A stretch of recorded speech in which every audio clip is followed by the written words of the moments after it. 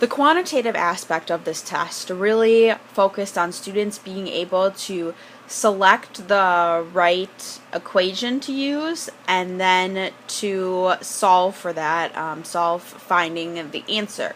And so this one was probably the most difficult one just because students had to use the information. First, they had to find force, which, as you can see here, this student did not do that, and that was probably the most common error, is they just plugged in the mass for the force instead of converting by multiplying by 10 or acceleration due to gravity to find the force.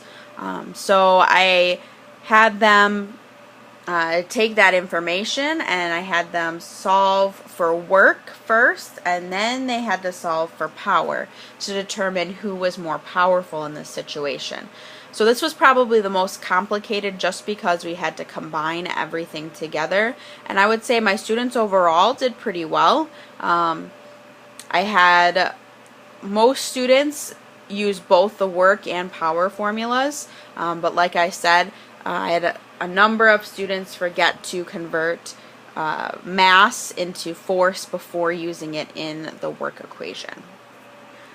There were other problems in this test that involved gravitational potential energy and how that relates to work, finding the speed when you're given kinetic energy, but this one was one that combined almost all of some of the equations together.